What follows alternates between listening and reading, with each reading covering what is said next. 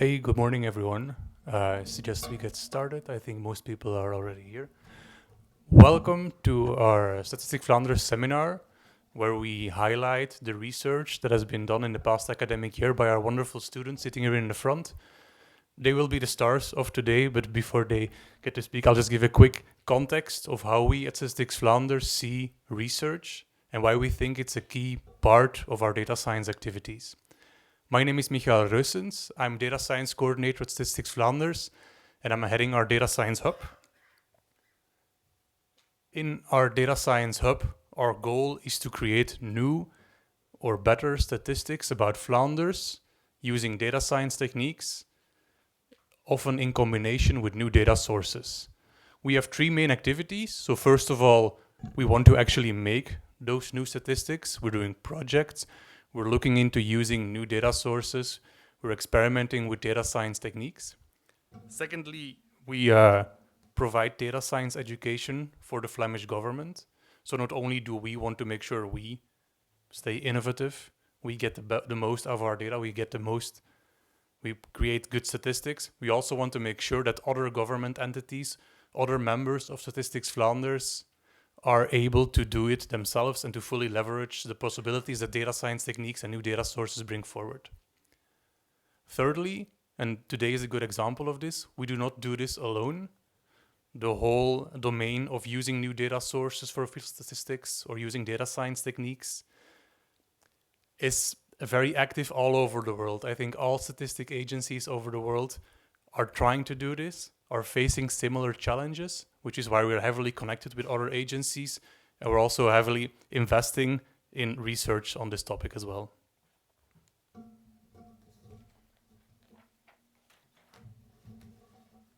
So where we see the possibilities of data science is if we look at traditional statistics production, which we're trying to add some innovation to. Traditionally, official statistics at least, are produced using survey data. So if you want to make a statistic about something, you create a questionnaire about it, send it out to a representative sample of your population. And this works great because the statistics are very trustworthy. It's well studied, and we have been doing it for a long time, so it's a system that works well.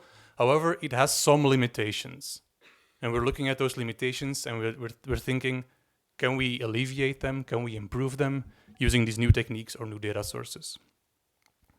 So some of these limitations are that it's quite labor intensive to make such a survey, to create it, to send it out, to analyze the data that's coming out of it. There's relatively high costs related to it. You can only do surveys so much. You can't send a survey. Oh, there I go. That's okay. You can't send the survey out every single day, so the data is often quite infrequent. There's a response burden. Definitely these days, whenever you buy a product online, people ask you, can you please review this? And you're probably sick of it. Well, similar things are happening with surveys that we send out. So our response rates are declining because you're asking organizations to reply to your surveys, and they don't seem to have time for that often. And more in complement, I have to say, with survey data, we're using administrative data, so data that has been gathered by the government or other entities for other purposes that we can also use to create statistics with. So in our hub, we want to do more with currently used data. So we want to do more with that administrative data. We want to do more with data coming out of surveys. And what we mean with that is we're looking to machine learning and do now and forecasting to make predictions rather than just analysis. With new techniques, we're also able to analyze what was previously considered unstructured data, like text, like images, like sounds even.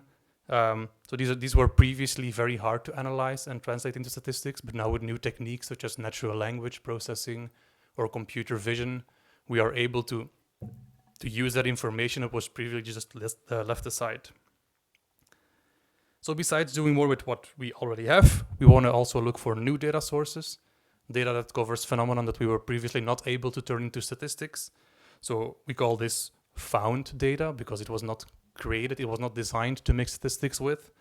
Examples of this are, for example, Earth observation data coming from satellites or aerial imagery, social media data, Today you will hear some presentations about the use of Twitter data and the challenges related to Twitter data. Web data, you'll also hear a thesis about that, where we web scrape information from companies. So rather than having to send a survey out to a company, we'll just look it up on their website automatically. Sensor data, for example, with the whole Internet of Things and grid networks, etc., etc. So we're trying to see what are the new data sources out there that can help us bring a clearer picture of Flanders to make new or better statistics about Flanders. And there's a couple of challenges related to that. The first one is design data versus found data. So where survey data is considered designed, you create your survey, so the data that comes out of it is exactly what you need to make a statistic. It's tailored towards statistics production often. And we've been doing it for a long time, so many techniques and methods exist. We know how it works. We can do it really well. We can use it to make robust statistics. Well, on the other hand, if you want to use these new data sources, well, they were laying there, we found them, and we want to turn them into statistics, and that has its own set of challenges. So it's not really clear how to best turn them into statistics, what their properties are, what the quality are. So there's a lot of challenges related to that. A second set of challenges is moving from descriptive to predictive. So if we want to observe something, we send a survey out, for example, and we just describe the data that's coming out of it. Well, with machine learning, we can be ambitious and try to go looking into the future, not just observe what's happening today, but try to predict what the situation is going to be tomorrow or in a year's time, for example. And that's lesser known in the official statistics community. And the challenges there are that we need more know-how. It's not really clear. It's not a matter of having the experts in place, but even experts, it's a new domain. Which systems work best, which methods work best in which case? That's quite challenging because it's new. And we also need new quality frameworks in order to answer the question, what works well? You need to know what to measure, which dimensions to take a look at, and how to actually measure those dimensions. So it leads to more uncertainty, and we don't really want that. Here is a great diagram which represents Statistics Vlaanders here at the bottom. If we want to make a statistic, we want it to be trustworthy. If someone uses our numbers, our statistics, we want them to be able to trust us. And we want to be confident in what we publish because we know this is of high quality. So what I've been saying with these new techniques and new data sources, so we want to use deeper data, meaning other data, and do more with existing data. This will push us into this red zone of it's more uncertainty. We don't really know how well it works, what the risks are, what maybe the hidden or less obvious properties are of the statistics resulting from this type of data. So, for example, the quality is unknown.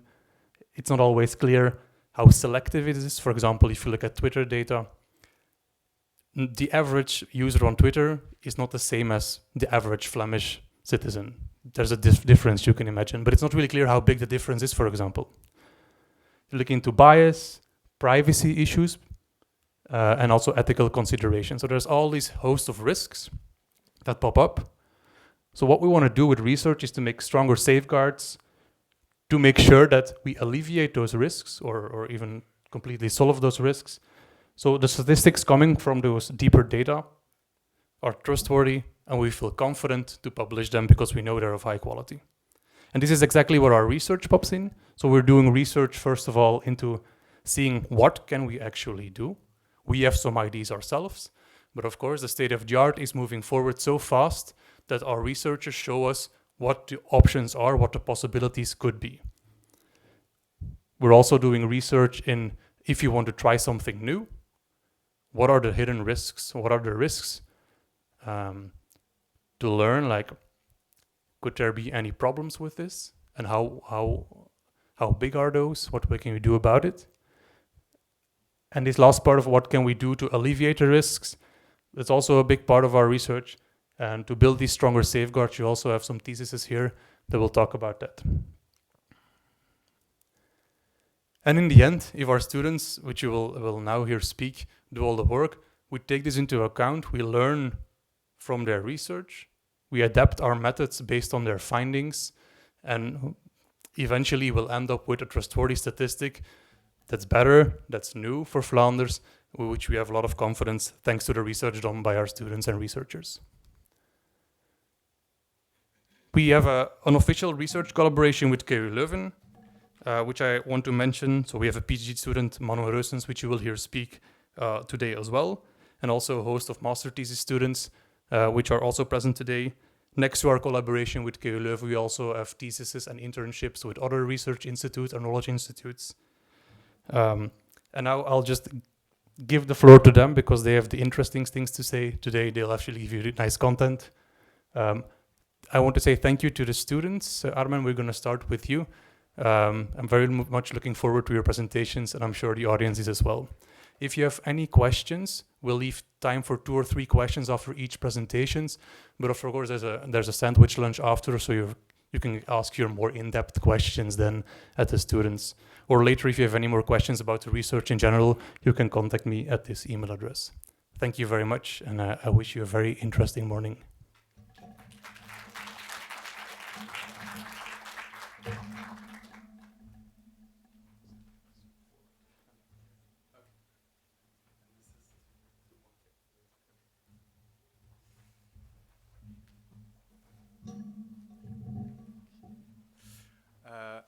Hello, can everyone hear me okay? Yeah, perfect.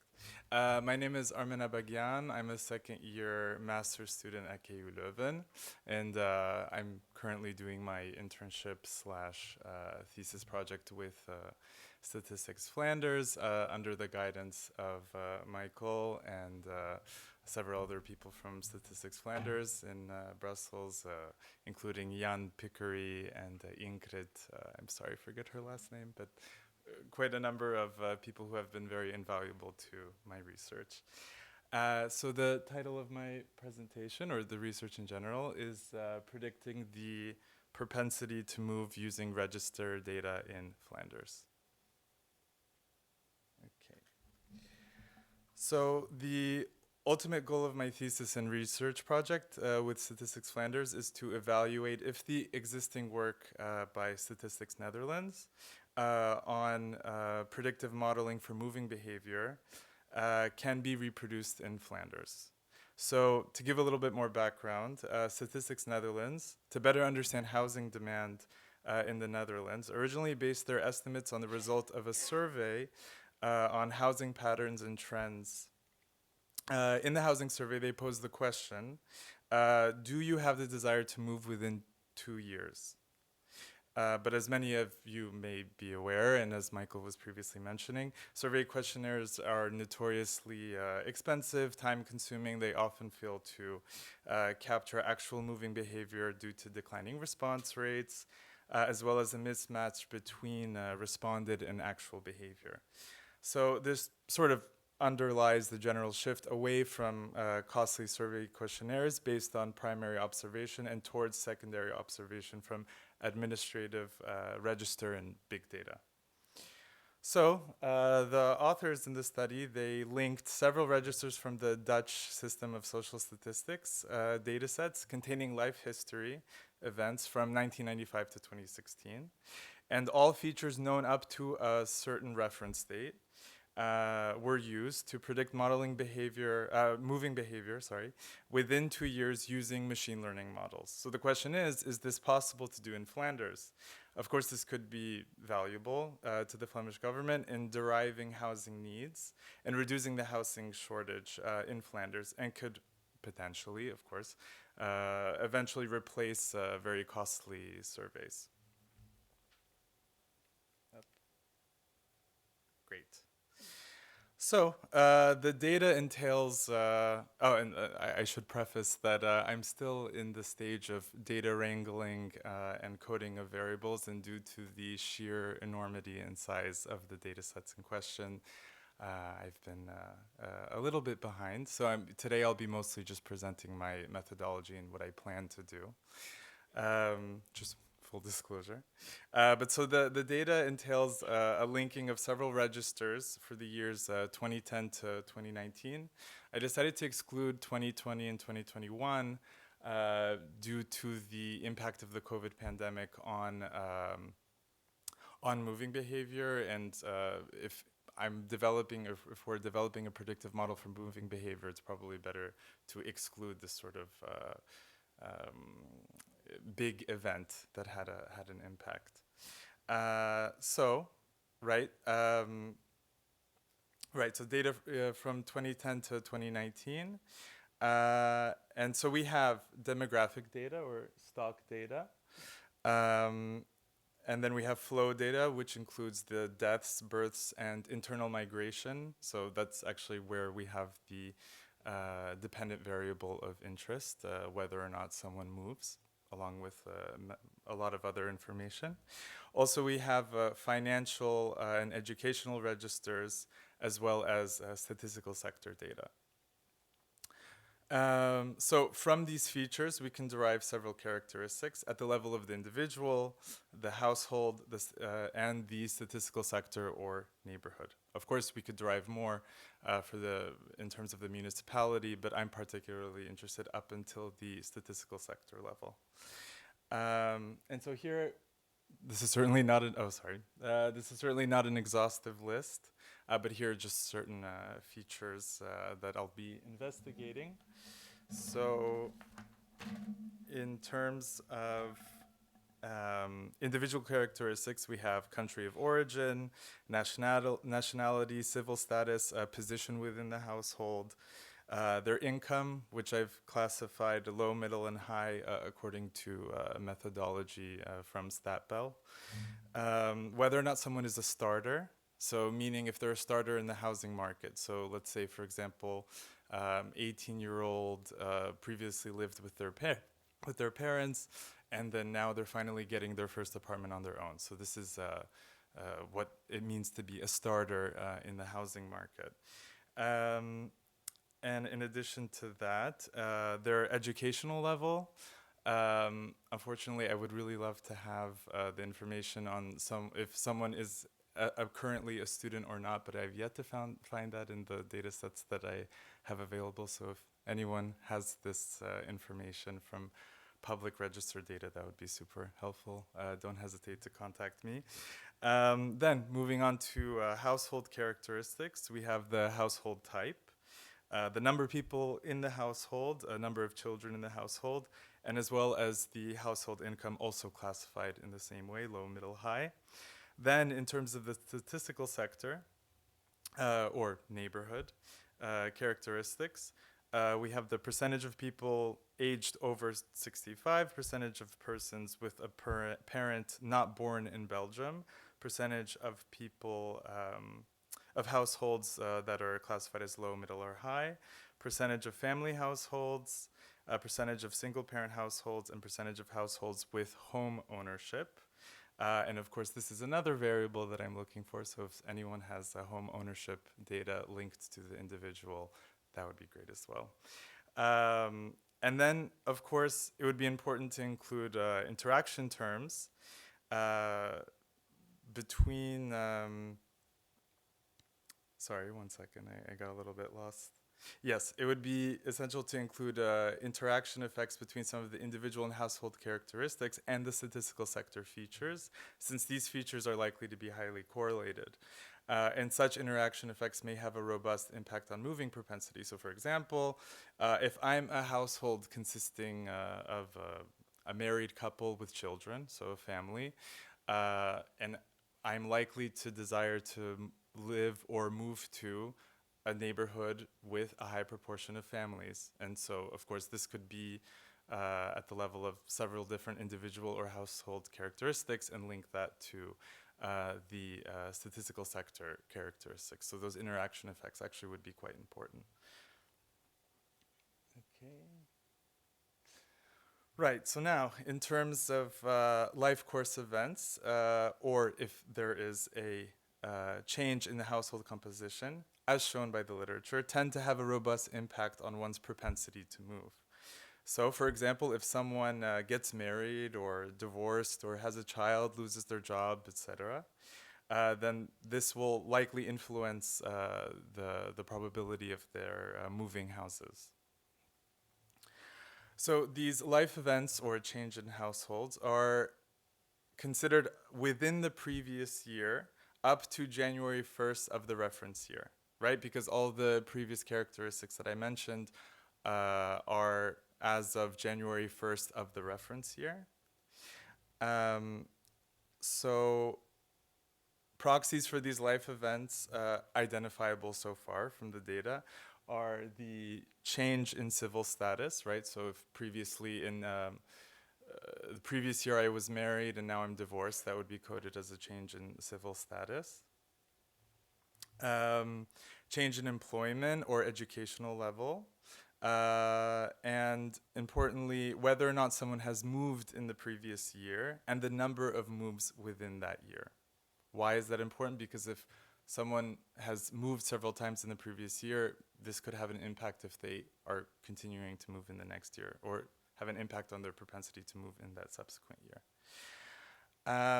So in terms of the change within the household composition, if we have a death or a birth in the household, if someone else within the household has left or moved somewhere else, and of course, if we have a change in household type, so we can have a household that consisted of a married couple and now it's just a single person household, right? Then, very important, I also plan on including the time since the last life course event or the change in household with respect to January 1st of the reference year. So for example, let's say in May of 2014, someone in my household died. And then so for the reference year 2015, with the date on January 1st, it would be X number of months since that last event, because the amount of time that's passed since the life course event or a change in household certainly will play an impact as well. Okay. In terms of the sampling, only internal migration within Flanders will be considered. So meaning if someone lives in Antwerp and then decides to move to Liège, they won't be included in the study. Okay, so generally this will be trying to capture internal migration within Flanders itself. And also just makes the modeling a bit more simple, I'll admit. Furthermore, so only people aged 16 to 64 will be considered, since children's moving behavior tends to be tied to that of their guardians or their parents. And people over the age of 64 tend to be relatively immobile. Additionally, collective households such as public institutions or retirement or hospice homes are excluded. So the only households that are really considered are private households. Additionally, so 50,000 households in Flanders are to be randomly sampled in the beginning of the time span, so in 2010. And individuals from those households are followed throughout the years 2010 to 2019, right? Because obviously we can't follow the same households throughout time because households change. And so another important consideration is the need for stratified sampling. Since in Flanders, less than around 3% of the population actually move, so we want to assure that the same proportion of movers is captured in our sample data set, right? So that'll be something that will be implemented. So in terms of the cross-validation techniques, here's a general schematic. So the candidate models will be trained on the training data set, which you see here. Right? So which incorporates 7 years of life history and demographic features, and as well as other features that I previously mentioned over that period of time, with then the prediction being for the propensity to move in year T, which is in yellow right here. Then we have the validation data set, which is essentially the same as the training set, but shifted 1 year into the future. That, of course, will be used to evaluate the candidate models. And then after once one of the models is chosen, it is then trained with a new training data set, which is eventually evaluated on the test data set. Okay. So the first machine learning models that will be implemented is the penalized logistic regression, or the ridge, lasso, and elastic net regression, which essentially employs a regularization to avoid overfitting to the training set, and is favorable given the high dimensionality of the data and the potentially high level of multicollinearity. So more generally, the penalized logistic regression imposes a penalty to logistic regression for high dimensionality, and it shrinks the coefficients towards 0. So how do we achieve this? We achieve this by modifying the loss function. So here's the log loss function here. So we modify it by adding a penalty term, which we will see here, which effectively shrinks the estimates of the coefficients. So if we look at the loss function for the ridge regression here, which we generally, of course, need to minimize for optimization, we have the penalty, which consists of the sum over p dimensions of the square of the coefficients times a lambda parameter, and this lambda parameter essentially controls how much of a penalty we want to employ. With the ridge regression, though, coefficients are not pushed all the way to 0. So they're pushed to 0, but they never achieve 0, which is not ideal if we only want to select the most important features that influence the propensity to move. So that leads us to the lasso regression, which has a slightly different loss function, as you'll see here. So as opposed to being the square of the coefficients, we actually have the absolute value. And so here the coefficients are pushed all the way to 0. This is great for just selecting the most important features. However, the penalty tends to favor one feature at random when features are highly correlated. And this can be a problem when correlated features, still have predictive power. So this finally leads us to the elastic net, which is sort of the best of both worlds in terms of lasso and ridge, because it's a combination of the two. So as we can see from the loss function here, although I know it's quite small, it contains an additional alpha parameter to give weight to lasso or ridge regression. So you can have a certain proportion, let's say 30% lasso and 70% ridge, for example. And so thus we can kind of find the sweet spot where we can have relatively parsimonious feature selection while also including features that would have been filtered out because they're highly correlated with the lasso regression. Another thing to consider is that there's quite severe class imbalance between movers and non-movers. Because as I previously mentioned, less than 3% of people in Flanders are actually movers. So as a result, I'll also introduce class weights into the loss function here. So here are the weights that essentially impose stronger penalties on modeling errors for movers, the smaller class, the 3%, than stayers. Okay, so for the sake of time, I won't go into the specifics of the XGBoost algorithm, but I will briefly summarize why it was chosen over a random forest binary classification model, as was performed by Statistiek Netherlands in the research that I'm basing this all on. Generally, XGBoost tends to outperform random forest, but specifically, XGBoost prunes the trees immediately with similarity scores before entering into the actual modeling purposes. Additionally, XGBoost requires far less hyperparameters than random forest. And additionally, XGBoost better handles unbalanced data sets, and usually random forest is less reliable in that respect. So given how unbalanced our data is, this is why the XGBoost is preferable.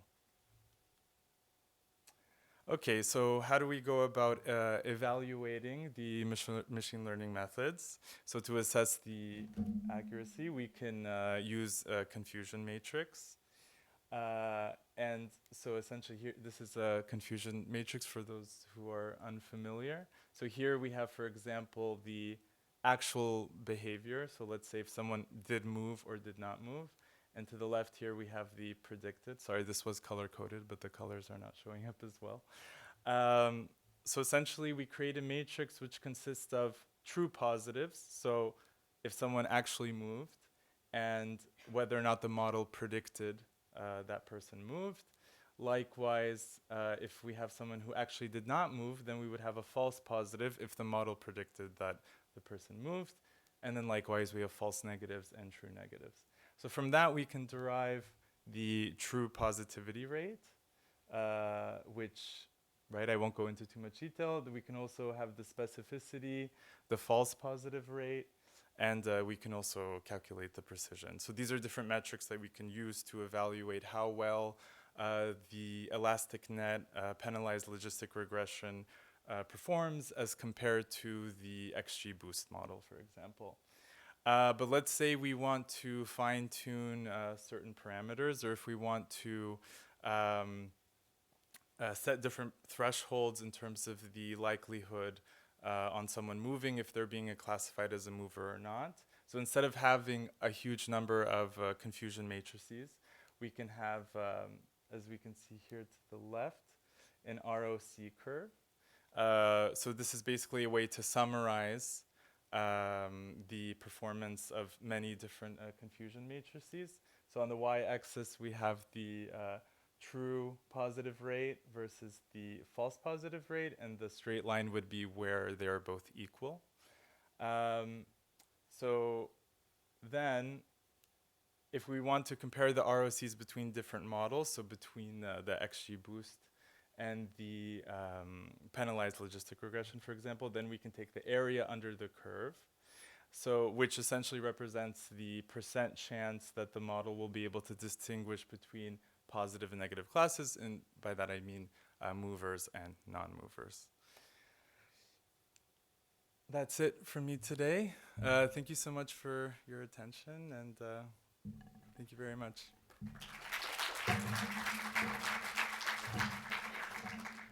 So if there are any questions, comments.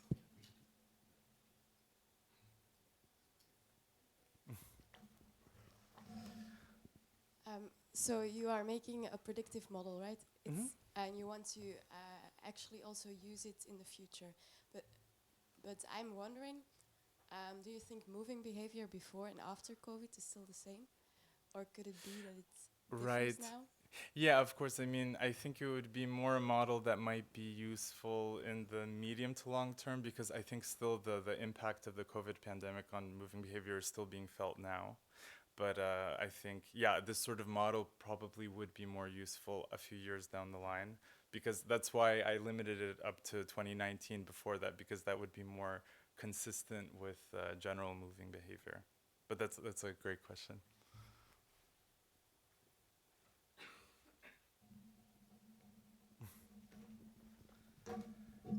Try to do another great question. Thanks for the presentation. Yeah, very nice. thank you. So you had these three models, like rich regression, lasso, and elastic net, which had hyperparameters in them. Mm-hmm. How are you gonna determine those? Can you be a bit specific about that? Yeah, a bit more specific, sure. I think, evaluating the accuracies through the model performances with the training, validation, and test set, and then also confusion matrices as well. Would you use the accuracies or the AUC? I believe I will try both. I'm not quite there yet, but that's something I plan on exploring a bit further.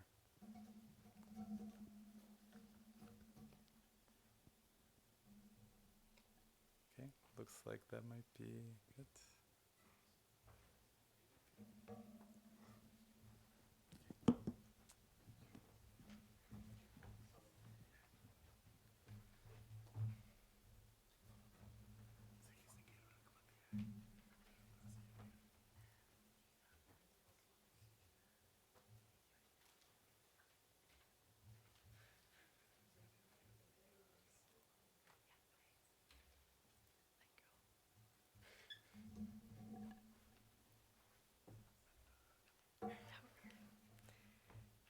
Good morning, everyone. My name is Annelien, and together with Victor, I've been working on our master's thesis about topic modeling on innovation studies of Flemish companies. And we're both master's students in business engineering with a major in data science and business analytics. Today we will shortly discuss, first of all, the topic and purpose of our thesis, then dive deeper into some related research, then state our research questions, then move on to the research methodology and results, and end with a brief conclusion. All right, so first of all, our topic and purpose. Actually, with our thesis, we would like to contribute to better statistics about innovation in companies. And so the actual goal is to map and to describe innovation in companies. Traditionally, this has been done through a business survey called the Community Innovation Survey, or CIS.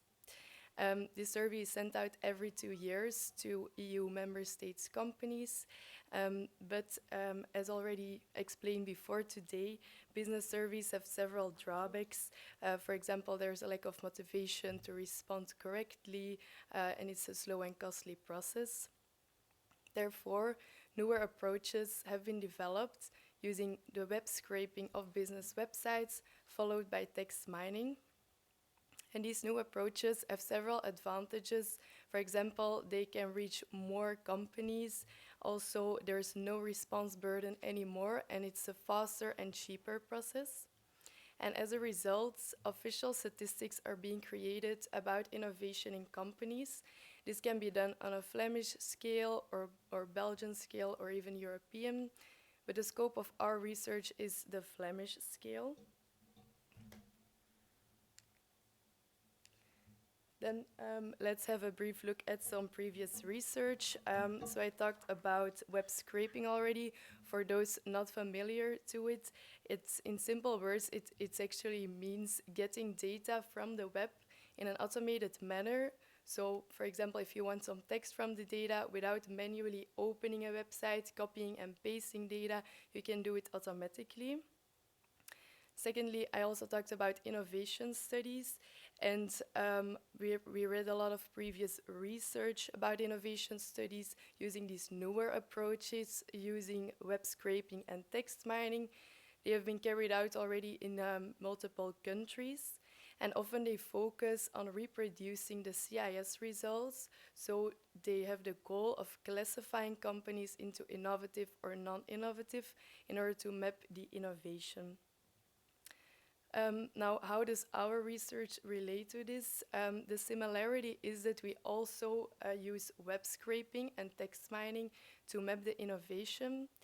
But what differentiates our research is that, first of all, we use an innovative combination of two rather complementary and recently released models called Stop2Vec and Label2Vec. Secondly, we try to have a look at different topics in innovative companies. And thirdly, we try to classify the companies into these discovered topics. So our classification has the goal to classify companies into topics instead of classifying companies into innovative or non-innovative. Then let's have a look at our research questions. As explained before, our focus is on topic modeling. Therefore, our main research question is, to what extent can topic modeling enhance the detection of innovation in Flemish companies? And we have some side research questions like, what are the main topics in innovative Flemish companies? Also, how can we classify the companies into these discovered topics? And what words on company websites are most related to innovation? Then let's move on to our research methodology and results, starting with our data. We started from a data set called the CIS 2019 results data set. So that's the CIS as explained before, the business survey, and it included around 3,200 Flemish companies, and from these companies we had some basic data like company name, address, etc., and also the Inno5 variable. This variable is a binary variable indicating whether the company was classified as innovative or non-innovative. And this was based on 5 types of innovation, which you can see here on the slide. Also, we must keep in mind that the data used had some attention points. For example, we must keep in mind that this is just a sample of Flemish companies and it's far from all Flemish companies. Then we started by taking the companies from the CIS and scraping their websites. We scraped their web text using request and beautiful sublibraries in Python. And afterwards, we of course wanted to store this data somewhere, and therefore we used an open source database called ArangoDB. And there we stored on one hand the CIS 2019 dataset, and on the other hand the scraped web texts. Then we moved on to some pre-processing and language detection to prepare our web text for the actual text models. Firstly, we removed some texts that were unuseful, like for example, text with less than 20 words. Afterwards, we did language detection in Python. Then we did some standard cleaning, like removing punctuation, removing numbers, etc. And finally, we also removed stop words. And next to standard stop word removal, we also removed some website-specific stop words, like words related to cookies, etc. Now Victor will go on with the topic modeling and label to VEC. Yes, so now I will talk about the top-to-VEC algorithm. So how does it actually work? What are the main features, etc.?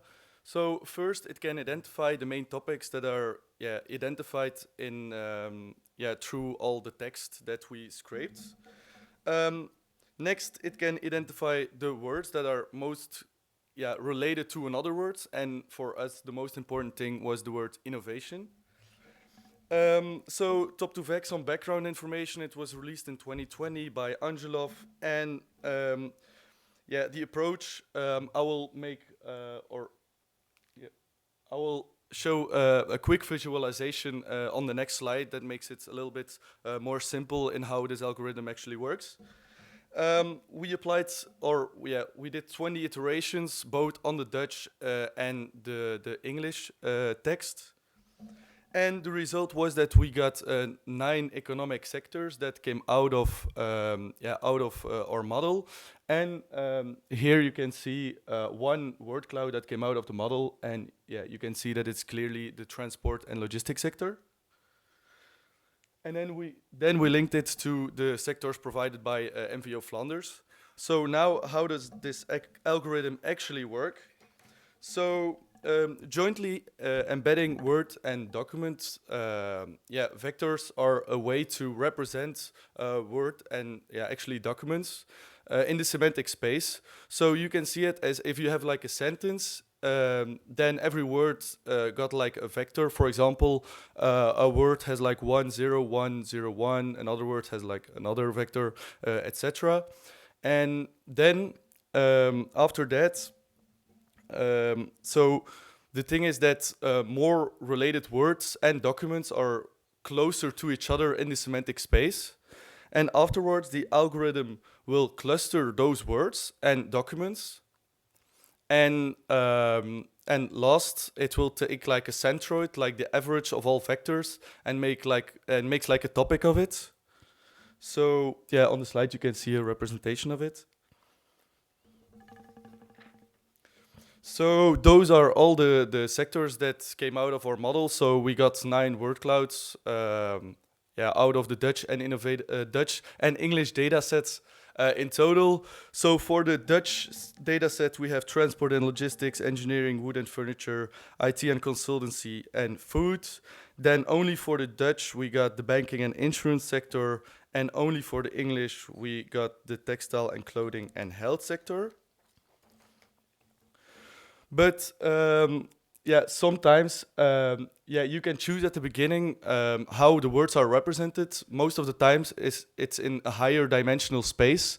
So that can be sometimes 100, sometimes more, but you can choose that.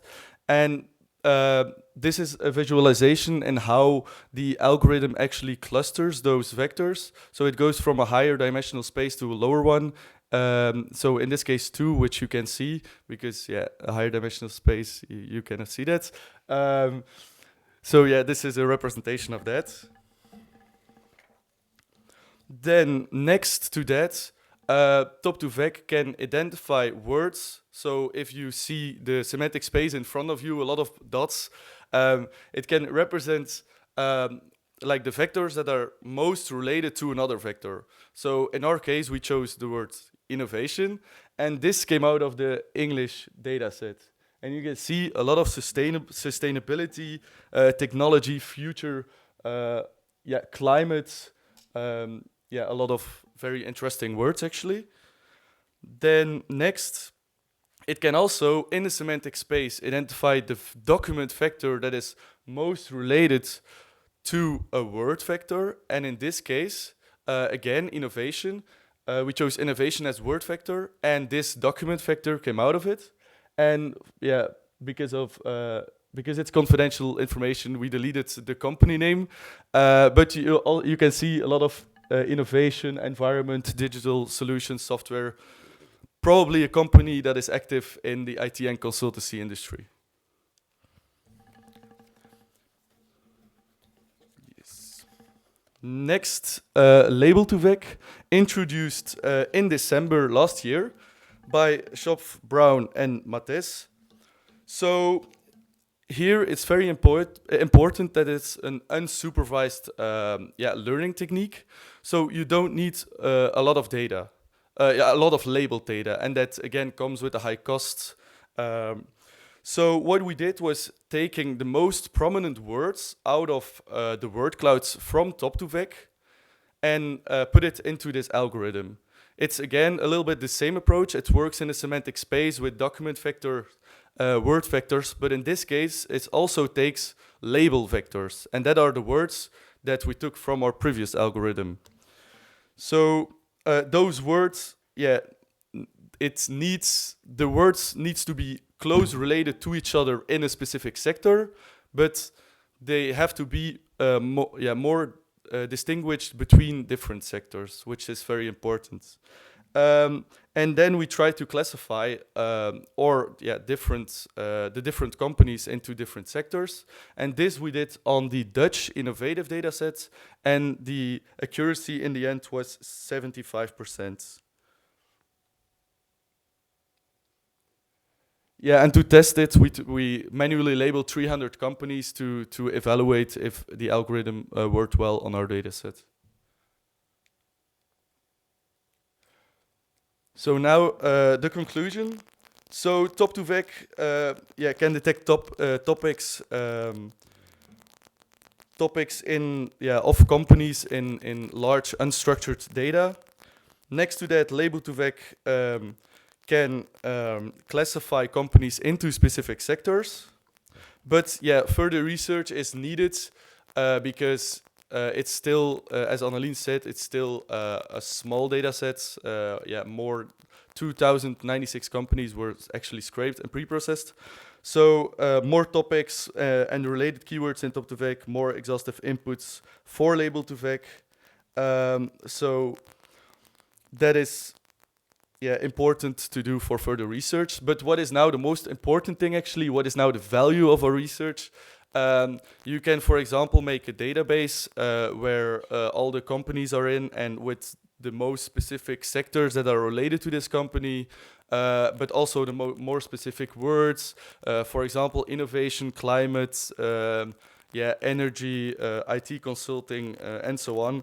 And that's very important to find firms for partnership and analyzing competition in the future.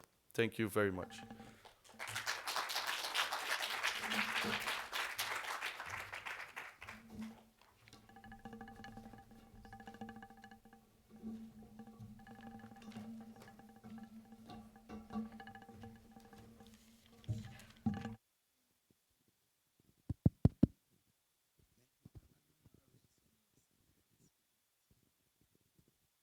Questions?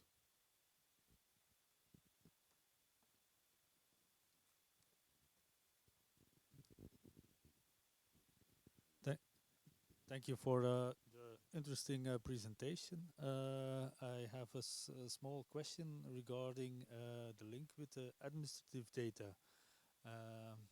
So you tested a model with web scraping, but did you also link it again to the administrative data on which the survey is based? So we started from the URLs that we got from the administrative data, and then scraped all the websites, so only the text, and then we linked it again because we knew which companies from the data was innovative and non-innovative, and that's the only part where we like linked the data with the administrative data. Okay, because I was wondering to what extent can you enrich the basic data for the sample for the SIS survey? For that, we based us on previous research as well, because last year another master thesis student has done the same approach to classify companies, if they were innovative or not, and then we further developed our approach based on that. That's what we did. Okay, thank you.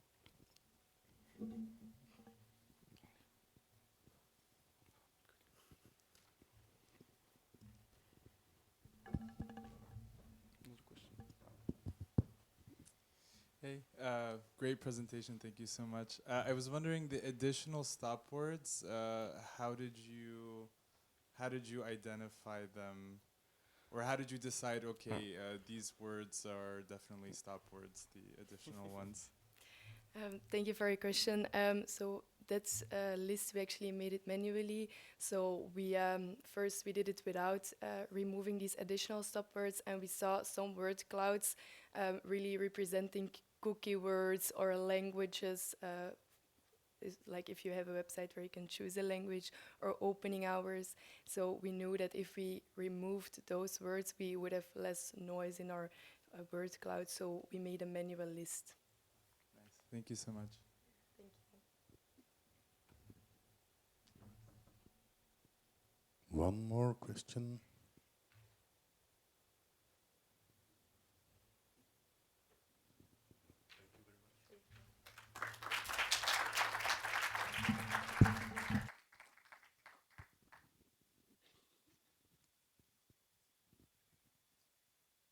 Hier makkelijk.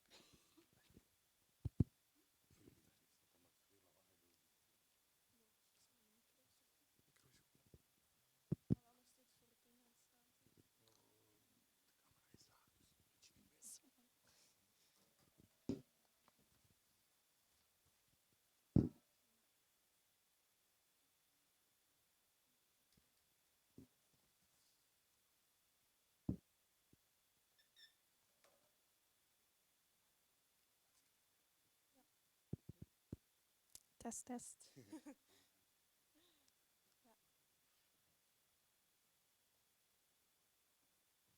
So, hello everyone, we are Jonathan and Astrid, and for the past year we have been researching the demographics and selection bias in Twitter samples, and we'd like to present our findings. The contents of our presentation look as follows. First, I'll introduce the issue that we've been working on, and next we'll discuss our approach, the demographic inference techniques, and the most interesting results. And then we'll wrap up with the selection bias correction methods and a short conclusion. As is probably already clear from the presentations today, there is a growing interest in the use of social media data for statistics. According to the research we've read, Twitter is by far the most popular thanks to its accessible academic research API. As opposed to traditional surveys, tweets can be collected with a higher frequency in larger sample sizes and are often said to be a good representation of the true opinions of people. However, samples collected from social media sites in general are not representative of the true population. According to our sources here, younger people use Twitter way more frequently, and almost 75% of users is male. This problem is also referred to as selection bias, as this information is not an accurate depiction of the situation in real life. Thus, the objective of our thesis is to correct the selection bias that is present in samples of Flemish Twitter users. As our correction techniques require demographic information, and this is not readily available on Twitter, we also need to infer this. Thus, our thesis tries to answer the following research questions. How can demographic labels be assigned efficiently and with minimal supervision to a sample of Twitter users? Next, how does the population distribution of Flemish Twitter users differ from census data in terms of gender, age, and location? And finally, which methods are best suited to correct the selection bias that is present in Twitter user datasets? Thus, the procedure that we came up with is projected here on the slide. First, we need to infer the demographic attributes of our Twitter sample. As we had a lot of ideas for this first step, we decided to focus our thesis more on this part. We settled on the following target variables: gender with options male and female, age with categories below 18, 19 to 29, 30 to 39, and 40 and above. And then finally, location with a class for every Flemish province, one for Wallonia and Brussels, and one for all other foreigners. Went too quick there. After inferring the demographic attributes for our data set, we can apply the proper bias correction. Thus, because the number of available public data sets is limited, we collected our own using the aforementioned Twitter academic research API. We collected 1.2 million geolocated tweets with the following query, accounting for almost 28,000 user profiles. And as I've mentioned before, this does not include any demographic attributes about these users, so we needed to find ways to infer these variables. In the literature, crowdsourcing platforms were employed to find these ground truth values via hand labeling. We also tried out hand labeling with the support of 12 other student annotators to create an independent test set to evaluate our results with. It proved to be a time-consuming, error-prone, and unscalable task, even for the 2% of our data. So to attain our training labels, we needed to find an alternative. And this is where weak supervision came into play. Weak supervision relies on heuristics and external knowledge sources to generate weak or noisy labels. To implement this, we used a Python package called Snorkel. You can see the little logo on the slide. It combines the votes of different noisy programmatic rules in a weighted way to obtain the most probable ground truth label for gender, age, and location. And these rules are also referred to as labeling functions, and you can see the ones we used here on the left. The first type of labeling functions that we used are keyword searches and regular expressions. It can be compared to a simple matching function that looks for the occurrence of a word or an expression in a text field and returns a matching label if this is found. I will illustrate how it works here. So age, you see the Twitter profile of John Doe with 3 fictional descriptions, and age can be deducted from these keywords and expressions. Gender can be deducted from keywords such as she, her, father, and first name John, which is compared to a list of male and female first names. And then location can be deducted from the town names that are mentioned. Snorkel can also leverage models that were designed by third parties. We found 2 relevant ones for the prediction of gender from profile pictures. VGG Face is a pre-trained model that identifies gender from face images. And Clip is an image classifier that, when given a set of tokens, for example, here we gave the model the tokens woman, man, and object. So when given a list of tokens, the model assigns the token that is most associated with the image. Here on the left, you can see that Clip correctly assigned this picture of Jonathan to be mostly associated with the token man. And on the right, the local of Snorkel is most associated with token object. Then finally, Snorkel combines all these aforementioned labeling functions in a weighted vote, and this is how we obtain weak labels for a large part of our training set. And on these weak labels, we can train our machine learning classifiers. As input, we designed a few types of features. For example, the most used words, emojis, hashtags, user mentions in tweets and profile descriptions were collected next to popular topics and celebrities that were followed. We also used the domains of hyperlinks in bios, being .nl or .be, and account metadata such as account age as features. As benchmark models, we then used logistic regression, more specifically the ordinal version for our target variable age category. But to capture more complex relationships, we also ran a whole consortium of tree ensembles. The best performing model per target variable was then afterwards included as another labeling function into Snorkel. And by doing so, we covered a larger part of our training set. And as you will see in the next section, it also improved our results.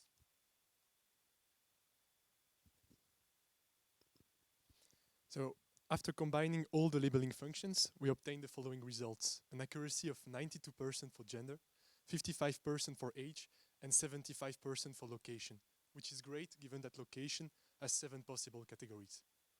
After that, we also observed that the error rate tends to decrease as the number of tweets per user increase. So this suggests that we should try to collect as many tweets as possible from one user timeline. Although this implies that we will have more storage costs and processing costs. After that, we decided to have a look at which features are most frequently paired with a specific demographic category. So if you look, for example, with female users, they tend to be paired with emojis in their user profile, while male users are paired with computer-related vocabulary and tend to follow sport clubs. This is, of course, a very stereotypical view of gender, and it gives precedence for further fairness analysis. For age, we mainly observe that tweeting about politics or mentioning politicians or political parties in your tweets is very characteristic of users older than 40.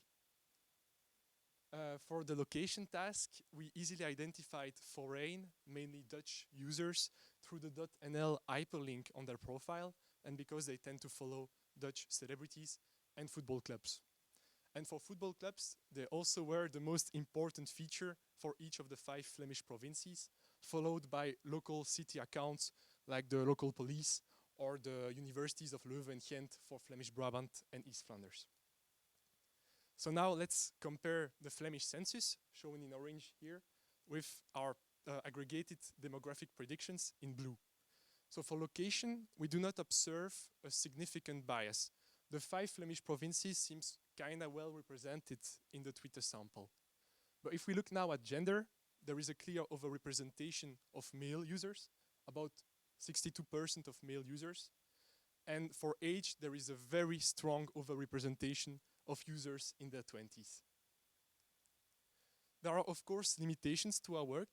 The first one is that by replacing human labeling by automatic labeling functions, we lose control over the number of labeled users we will get in each demographic category. This was in particular a problem for age prediction. So with age, we are looking for clues in the user profile about their age. But what we observed in practice is that users in their 20s tend to reveal those hints much more often than other users. And we ended up with far too many users in their 20s in the data set. And this hurts the predictive performance. Unfortunately, there is no clear solution to this problem for the moment. The second limitation is that we considered geotagged users. And those only constitute a small subset of the total Flemish Twitter population. So there are 2 main future research directions. The first one is to predict more attributes, like the education level, the income level, or more detailed categories of age and location. And the second one is to improve the coverage and accuracy with more advanced models. So as Astrid said, we focused our research on the demographic inference part, but we also investigated some opportunities to correct selection bias. The first one is resampling. We implemented in Python a method proposed by Wang et al. In 2019. And basically the method will oversample some users from the underrepresented categories while ignoring a batch of the overrepresented users in order to balance the data. So we experimented here with a combination of gender and age categories. So on the left, you have in blue the original Twitter sample, which is very biased. And on the right, you can see after the correction by the algorithm that most of the bias has been removed, and now the distribution is almost matching the census. The second method is reweighting, and it's a two-step process where first for each demographic category, we compute its probability to join Twitter. Then we use those probabilities as weights when, for example, studying the daily public sentiment on Twitter. For the thesis, we only worked on the first step of the process. So as a conclusion, we can say that our demographic inference process was successful for the inference of gender and location. However, it still holds a lot of challenges for age prediction. And for the correction methods, resampling was very successful. And for reweighting, we still need more experiments to assess its usefulness in practice. Our code is available on GitHub if you want to have a look at our results and code. And we thank you for your attention and now listening to your remarks and suggestions.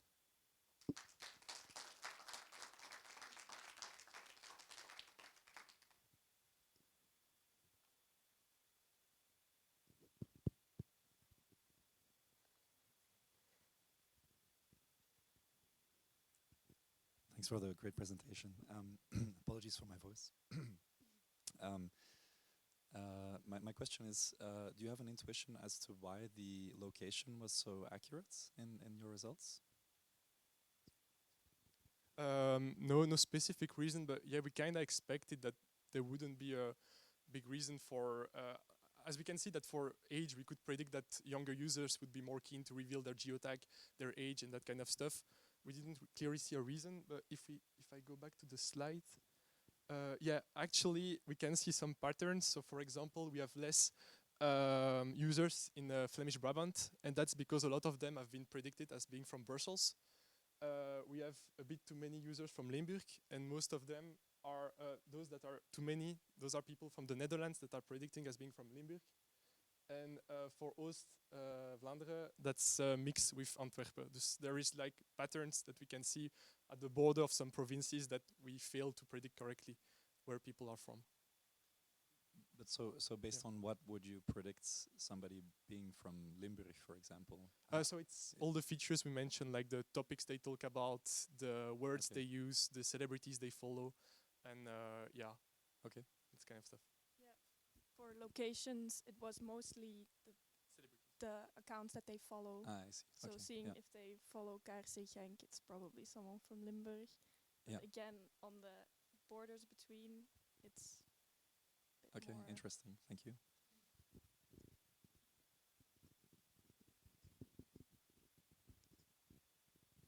Hi, I'm not an expert on this, so it might be a stupid question, but on Twitter there's a lot going on about so-called bots, the fake accounts. Are you able to identify those and maybe exclude them, or? I don't think we did something to specifically exclude the bots, but we did exclude company accounts before labeling them, but not specifically for bots. And the same goes for everything, like the labeling functions we ran on top of all the user profiles.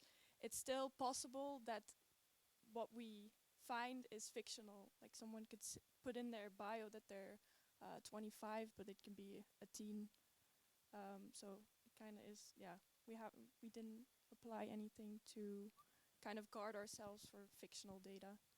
Okay, thank you. Good morning. I had just a question. When after reweighting, did you compare the results before weighting and after reweighting? Have you done any analysis on that? Yeah, no, so here, because of time constraints, we only computed the probabilities to join each province, but we didn't conduct an analysis of, for example, the daily public sentiment after and before reweighting. So that's for future work, for example, next year for another project. It's because if you, for example, in a normal classical survey, even after reweighting, sometimes your results aren't that different. I mean, sometimes very complicated modelings or weighting modelings are used, and afterwards you say, well, it's only about 1 or 2% difference. I mean, a lot of work, and that's why I'm asking this question. And you have a lot of work to do after reweighting, but does it really matter? That's the question. Yeah. We decided to put the focus of our thesis on the demographic insurance part because it was already a lot of work, but and we had more ideas on that subject than on the selection bias correction. Okay, thank you.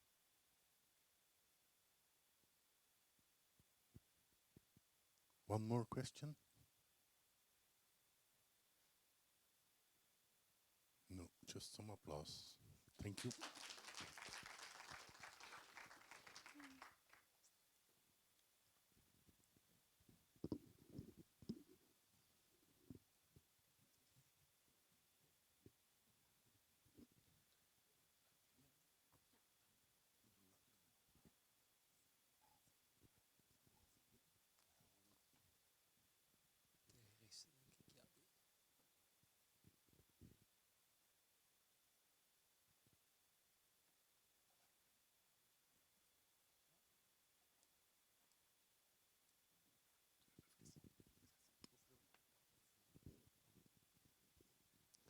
So, good morning, everyone.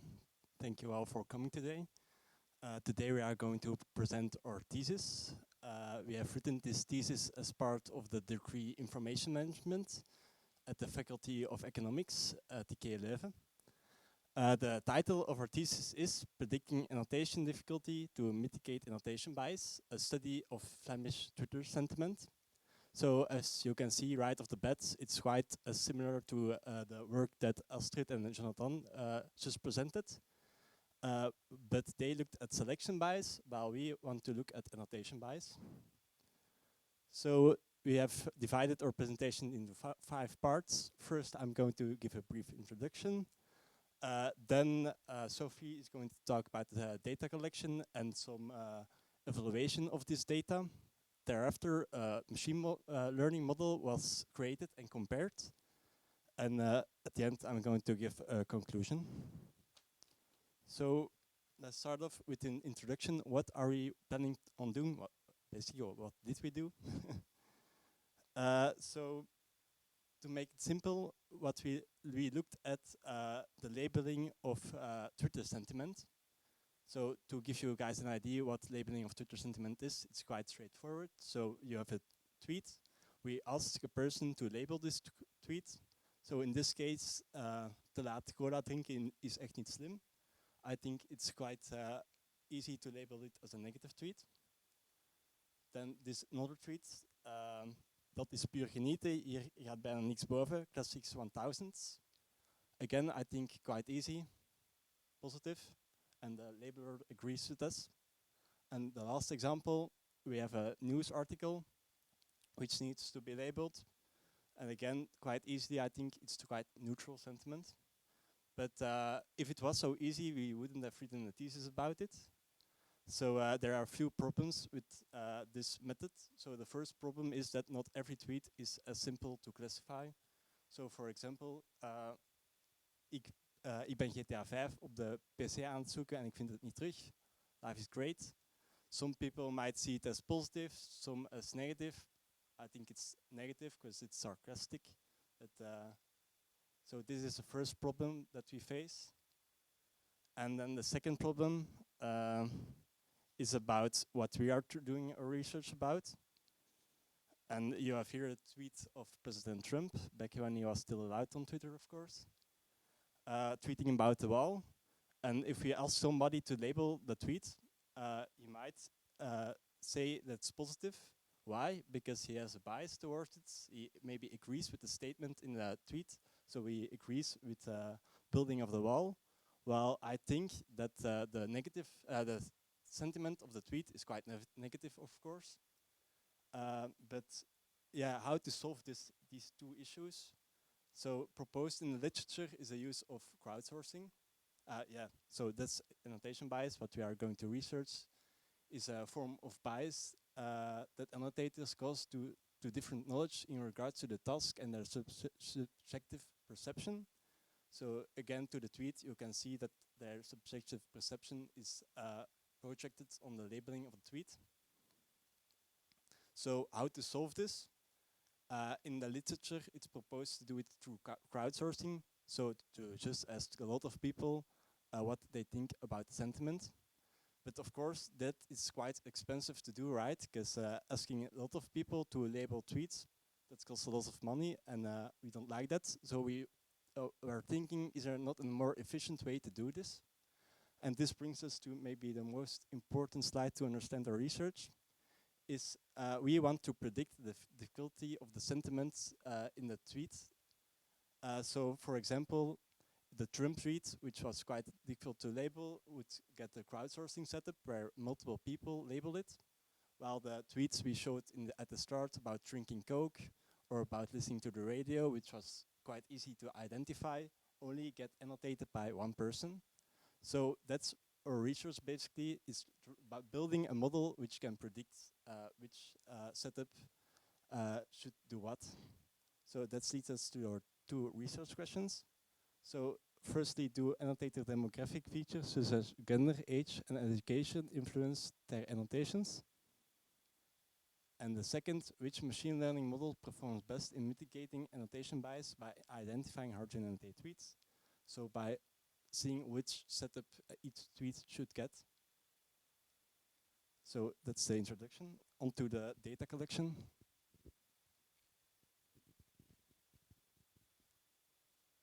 So for this thesis, we needed to collect an annotated data set ourselves. Therefore, we used Google Forms. Each form contains 100 tweets that has to be labeled by 5 annotators. Those annotators had to label the tweets according to the sentiment that was intended by the author. They could choose between 4 labels: positive, negative, neutral, and unclear. We introduced the label unclear because we want to avoid that people guess if they don't understand the text. This can be, for example, the case if the tweet is in West Flemish and there are people from Limburg reading it and they don't understand. So we, as stated in our sub-research question, we are interested in do demographic features influence annotating. Therefore, we collected the demographical information about our annotators. We collected the age, gender, postcode, and the highest obtained degree. Most of the forms were filled in by friends and family, and they all received a manual that clarified their annotating tasks. So in total, we got 3,000 tweets annotated by 5 people, and we got 95 distinct annotators. Now we're going to talk a little bit more about the demographics we have collected and the data we have collected. So first, we measured the inter-annotator agreement for every tweet. This is an agreement score that calculates how much the annotators agree with each other for each tweet. The agreement score is 1 if they all agree on the tweet. So this is the case in 25% of the tweets. And I have no idea why the red line is there, but it shouldn't be there. And how lower the inter-annotator agreement score, the more disagreement there is on the tweet. Now we're going to talk a little bit more about the demographics we have collected. We got an almost 50-50 balance for gender, but we do have an overrepresentation of young adults and people living in West Flanders and Flemish Brabant. So because we have so little data about people from Antwerp and Limburg, we decided not to use provinces further in our research. So, as I already mentioned, the first sub-research question is there a difference in agreements among demographic groups? So, for example, do men agree more? Is there a difference in agreements between men and women? Therefore, we used 2 statistical tests. 2 tests take a little bit different approach, but they both concluded that there is a low agreement among demographic groups. This is the case for gender, age, and education. So this actually means that demographics should be considered when hiring annotators. So this means that if you want to collect a data set, you have to ask people from the different demographic groups, because to obtain a label representing the tweet, a representative label, excuse me. And then we also looked into if there is more agreement on tweets that contain emojis. And this was indeed significant, which means that tweets with emojis tend to be easier to annotate. And that's why we also turned the emojis into an input feature for our models we are going to discuss next.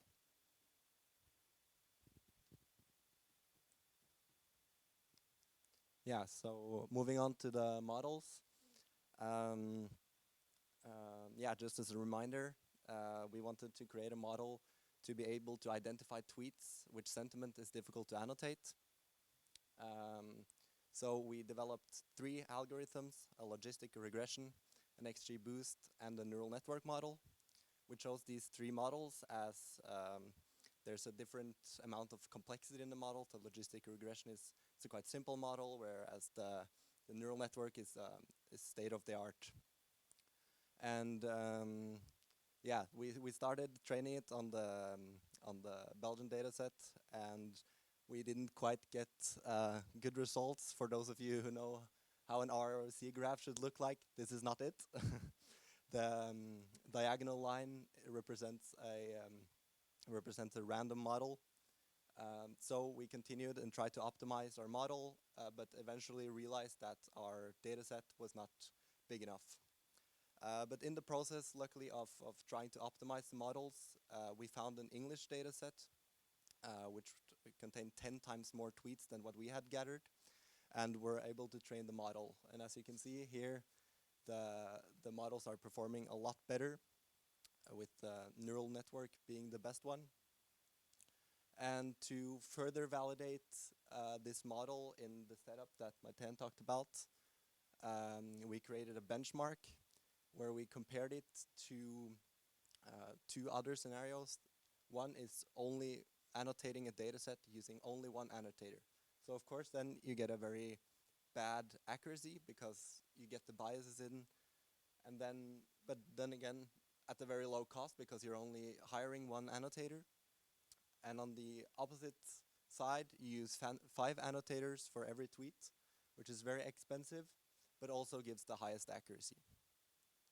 And then you can see the red dot in the middle there. That is when we just take some random amount of tweets and annotate it by 5 persons, and the rest is annotated by 1 person. And the blue dot in the middle is our setup on the English data set. And as you can see there, you get a very high performance at a lower cost. So this means that you can easily obtain a data set with a high accuracy label, which then again reduces the bias in the data set.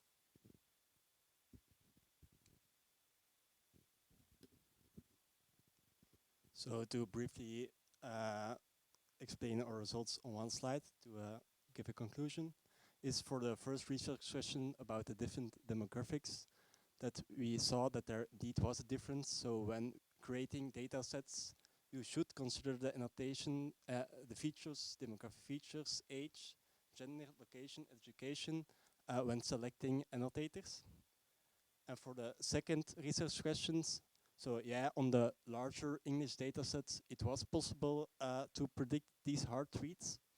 And this means that using these 2, we can have a setup where annotation bias can be mitigated efficiently at a lower cost. So thank you for your attention. Are there questions?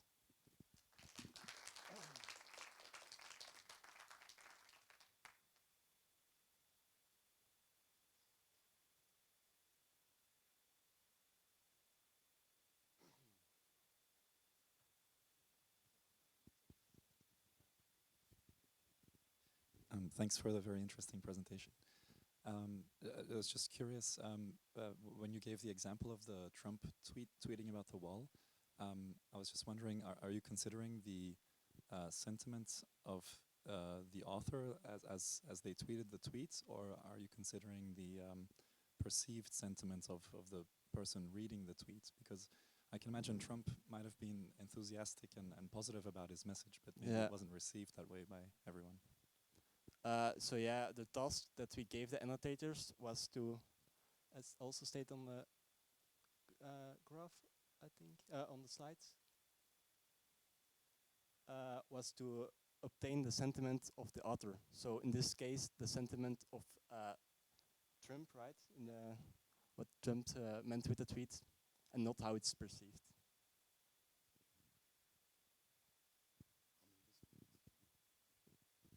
You were talking about biases, but we have done a study and we identified about 1,200 biases clustered in 88 main categories. So you test against which bias is one question. And then the second question is, you talk about the sentiment of a tweet, but in the analysis where you say gender, age, education, isn't it more important to explain to the people who have to analyze it what they have to look for in terms of what is positive, what is neutral, and what is negative? Because of course the annotators, they have a different perception of those concepts. So was it clearly defined from the start what it is positive, and what it is negative, and what it isn't? Yeah, that's a good question, and I think. Yeah, so regarding the first question, we were moving a bit away from exactly saying which biases we were going to analyze. Annotator bias, of course, but our approach is so that biases are only allowed to enter if enter into the data set if you just listen to one person. So if you listen to multiple, then you can smooth out that bias. So that was the first question, and second one. I can answer your second question. So each annotator received a manual, and this manual also contained a decision tree that's explained, like for example, if there is, it's good weather today, yeah, good, and then positive, good weather, so they can choose it's positive. And we also got some examples for, like for example, yesterday a car crash happened and 2 people were heavily injured. That's you can personally think that's negative because 2 people were injured, but the way it's stated is like neutral because it's, for example, VRT who comments an accident that happened, so that was clearly defined in the manual.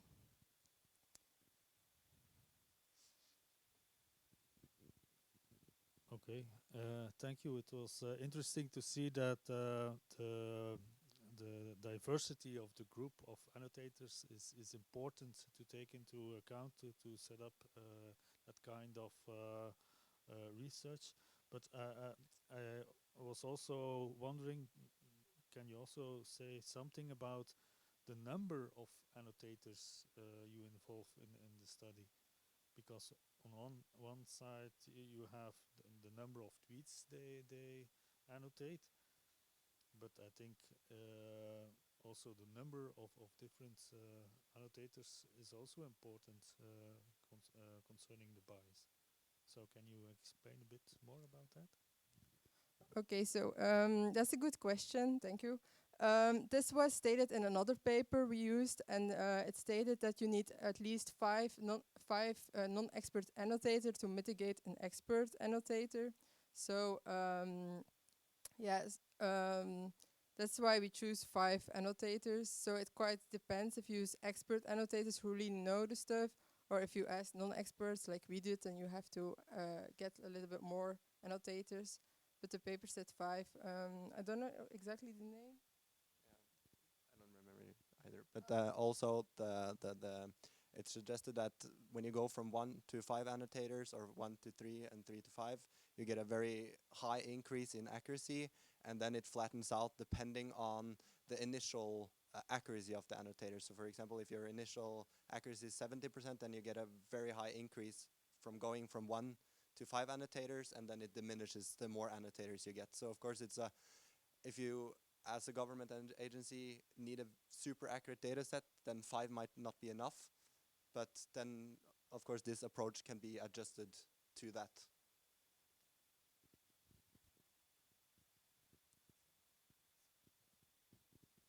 I just wondered what kind of information do the annotators get? I mean, do they just have the tweet as such, or do they have also the information of the author of the tweet? If you, for example, look at the tweet of Trump, I mean, you can already imagine, I think, as an annotator, that it is a tweet of Trump.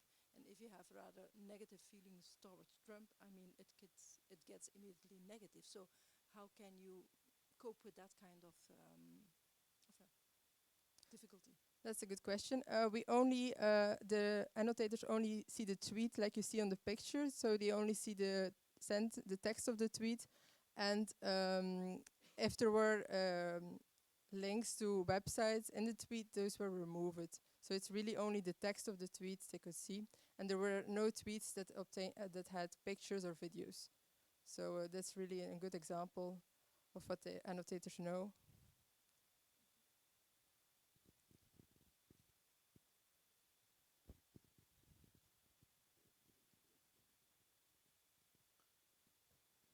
Questions?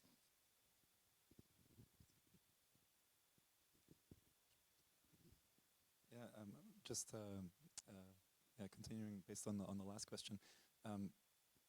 You mentioned if VRT tweets something about some negative event, maybe something COVID related, number of people in hospitals, etc., that you would regard that as a neutral tweet, perhaps because it's more a reporting based tweet.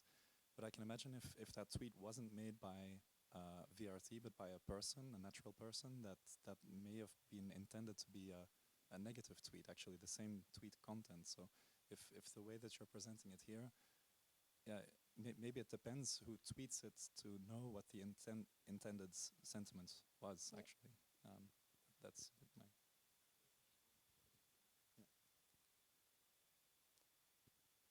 Can I already respond?